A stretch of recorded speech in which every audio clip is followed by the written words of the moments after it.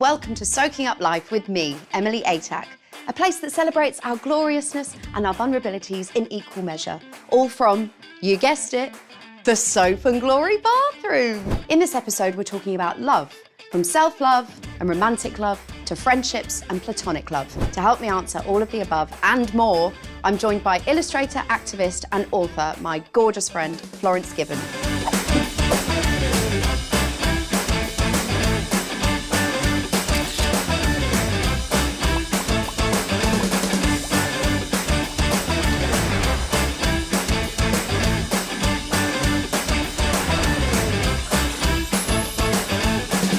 Florence Given. Hello. I don't think I've ever called you. No, you call me Floss, babes. Yeah, Florence. It sounds like I'm telling you off. Yeah, no, I hate it. How many bathrooms do you think we've chatted in?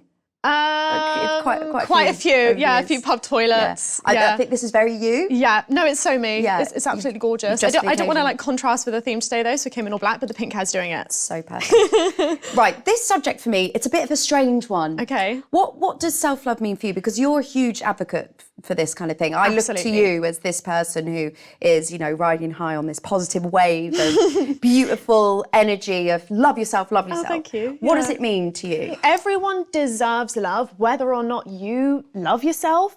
I think where that comes from is you are not going to, there are some situations where you're not going to notice real love when it shows up. Yeah. Perhaps if you have a pattern of people treating you like crap, people not treating you the way that you deserve, then you're not actually going to recognize real love when it comes because it will feel boring. If you're used to this chasing pattern, all of this you go to any therapist will tell you, oh yeah, this stems from childhood. And I think that that's where that you can't love anyone if you don't love yourself kind of thing, because you don't really recognize real love when it shows up because you're used to chaos. Not loving yourself doesn't mean you don't deserve love. Yeah. Like you can be in a relationship and it's also heal in that relationship. Message to put out there sometimes. Yeah, no, to keep totally hammering it down people's throats. You've got to love yourself, otherwise no one's going to love you. I think the reason though that why people like myself talk about self-love is because the dominant narrative is to pour yourself into a person, to just fall in love, and then once you find this person, all of your insecurities are going to go away. And what it does is it feels like that for a very brief, short amount of time. You feel like, oh my God, I'm done, I found love. Suddenly I'm getting up in the morning and I'm feeling amazing because I've got this thing, it's hope. Falling in love is fucking hope. Yes. And then once you have this sense of hope, it really brings you out. But the insecurities you had before don't go away.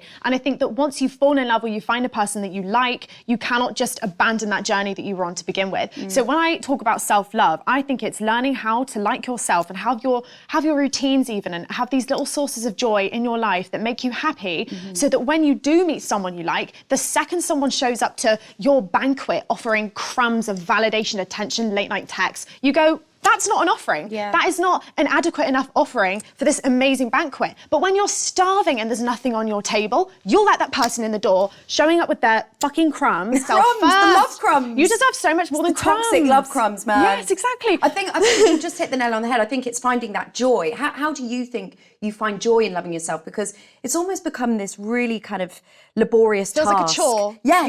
Yeah, all the labour. How do you find the joy in loving yourself? It's not as fun as loving yourself as it is loving a really fit boy. No, of course. Okay, so finding the joy in loving myself for me comes from doing little courageous tasks every day. Gloria Steinem used to talk about it. I'm going to write this down. Yeah. Gloria Steinem used to talk about doing a courageous act every day. And I think for me, it was when I was around 14 or 15 years old. I was in a friendship group in school that I was isolated from. I started to do really well for myself in school, and then they spread a rumour around about me, and it was like suddenly I wasn't in the friendship group anymore.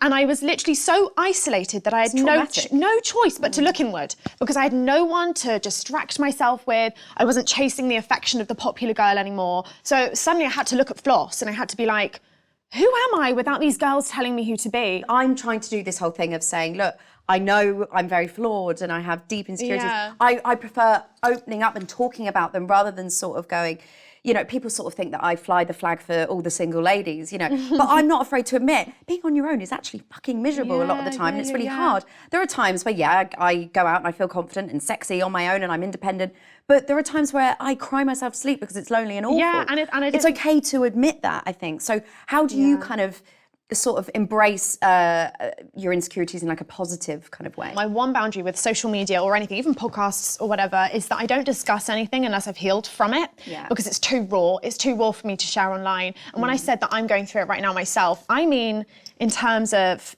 I kind of lost my routine through chasing work. So I've been working over the years and absolutely loving it. I love my life, I love my job, I love my career. But it was getting on this treadmill way where I was just going along with the next thing that was coming along instead of being like, okay, what does Floss now want to do? Floss 4 years ago was doing this. So you talk about yourself like you're another person, and I think that's really helpful. Yeah. That's what I struggle with. It's like in therapy learning about your inner child and all that kind of stuff. Yeah, I know, when you hear it at first, you're like, shut up. Yeah, child, I can't think of myself as how other people sort of see me. But I think that's a really interesting thing where you sort of say, what does Floss need? And obviously we've been friends for a long time, and I'm going to ask you about friends, sort of keeping that balance with friendships. Can tough love from friends actually help us love ourselves and others better, do you think? I think tough love from friends can help. And also, like, on the subject of romance, having romance with your friendship also is just, it's been so life-changing, because when I was saying to you about having the banquet and having such an abundant and beautiful life, having a banquet, you deserve the whole fucking cake. Like, why are people giving you these little crumbs? And this is, when you're really low on self-worth because something bad's happened, or you're feeling shit about your body or insecurities, you will just wait under the table for someone to just give you their crumbs, waiting around for someone to text you, they're going to watch my Instagram story, they're going to do this, they're going to do that. And you're like, and you see yourself and you're like, what am I doing? And it's because you're starving. The best way to not be starving is to find love from different sources, whether that's platonic or with your friends and stuff, and with yourself. If you're only experiencing love in a romantic setting, then what that does is it just says that you deserve romance in romantic relationships, but you don't. You can have romance in every single area of your life. Talking about like, I've just got this image now. I'm just taking all my friends out, texting group text. They're like, romance. Okay, when I say romance with your friends, I mean, you mean love and care. Yes, but like me and my friends have written each other letters. The friendship thing and the relationship thing is always such an interesting thing I find in life, because I don't want to become one of those people that when I'm going through a difficult romantic situation, that it alienates me from my friends, because sometimes I do that because I know they're sick to death of hearing it. Babe, and they're probably not. They're my friends, they love me, and they'll go, no, come on, like, we'll talk about it.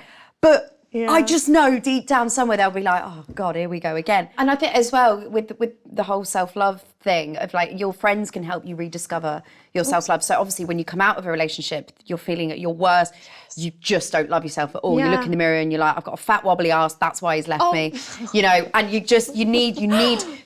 in order to find that self-love again, it is a lot of it from the love of your friends. Yes, something I'm relearning. You know, I said like I'm going through it all again. I'm relearning the power of having my self-care habits. So I've always wanted to go from 0 to 100 in like a week. Like, can I have this thing happen in a week? Can I find this in a week? Can I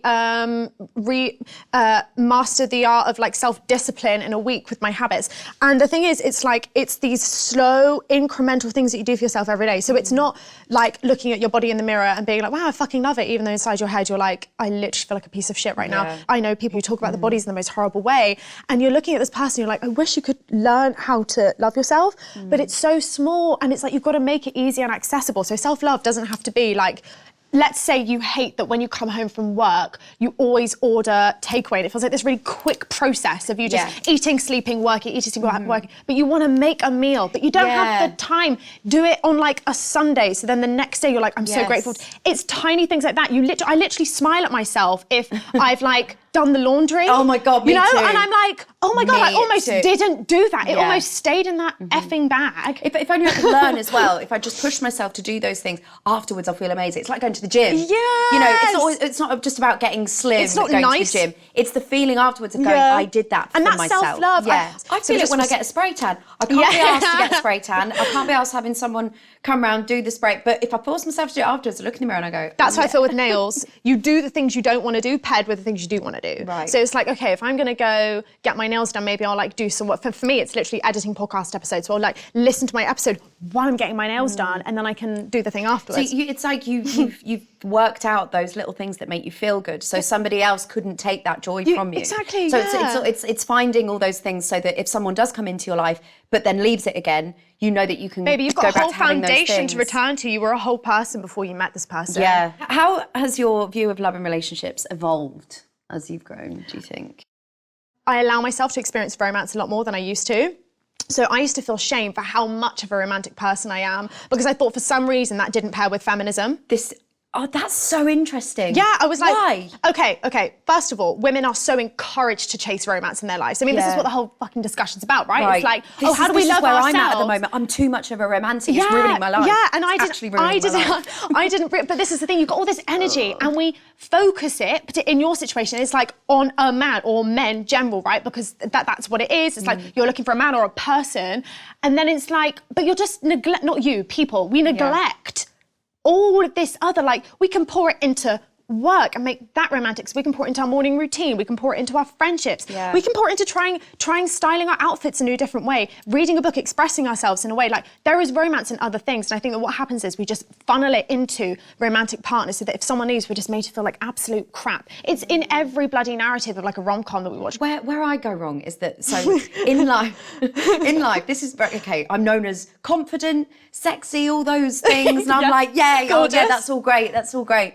And then the second that I'm in love, Are you at their will? Like, you bend at the will? I am like, absolutely pathetic. I go from being this, I'm so confident, to just have everything. Yeah. To have everything. And that's not on them. That is all on me. That is a lack of self-care and self-love. I have huge, like, mountains and buckets of confidence, but I've got no self-esteem. Oh, it's a horrible thing to admit. But it's just true. And there is something about a romantic love that just drains me of all my self-love. Yeah. It just does. I put everything into that person. I go into this shriveling little wreck of hand my heart over on a little royal red fluffy cushion. Yeah, it's not pathetic. I think it's, when I hear that, I feel like it's about control, for me anyway. So it's like, when you're single, your self-worth is in your hands. Like, you're so in control of everything.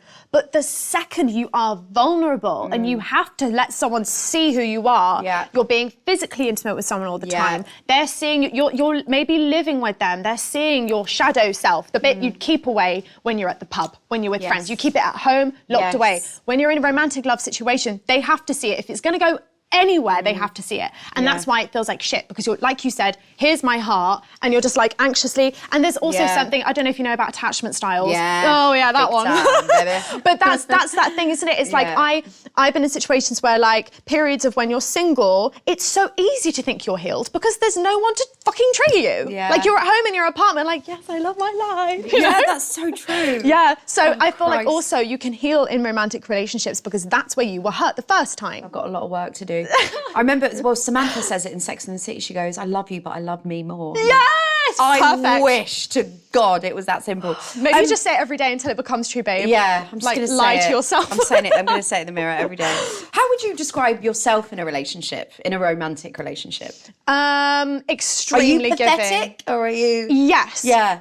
Yes, but pathetic only if it's reciprocated. Right. So that my rule is mutual fucking worship. That's good. Like, I need to be obsessed with someone, I need them to be obsessed with me back because I'm such a giver. So I can't be Florence Given, do you know what I mean? So I can't be giving to someone if it's not being reciprocated. And it gets to a point on your self-love journey where, and it's so amazing that I can even say this, where someone who's unavailable is so unattractive.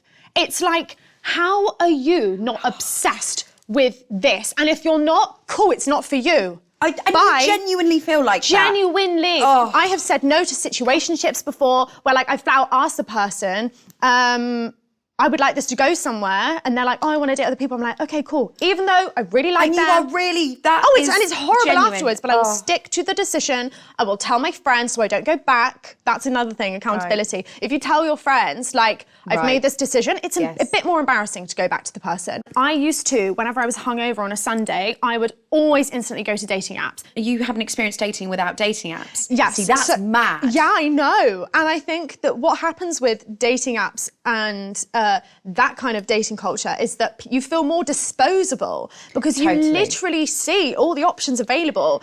Say even if you've matched with someone, you're like, well, they have probably got all these other, like, people. This is what I'm navigating. I know both worlds. So I remember life before that, but I am now trying to navigate the new life of dating, which is being really disposable. It used to be that you were way more desired. You didn't see all the options, right? Completely. It's just everyone's just doing this now. Going for something better. And I've been guilty of that too, I have to say. Yeah. Do you enjoy dating apps? Is that something that you have experimented with a lot? So I used to use dating apps a lot. I think like when I first came out and stuff, I felt like I missed out on so many experiences with women. So I just was like going on it all the time. Yeah. Went on so many dates, had so much fun, got my heart broken a few times also, and then learned so much about myself the way. I think dating can be really a really fun process, like you said, to just learn about yourself, see yourself in the eyes of another person, and also to like experience. I feel like experiencing rejection also is such a humbling experience in the best way possible. But also the way that we reject people now is that we do this passively, right, through like ghosting and dating apps. So to anyone who's like going through being ghosted and stuff, please know that that is not the person for you. The person for you would be consistent with their energy, they would be consistent with their effort, they would be doing all the things that you want them to do.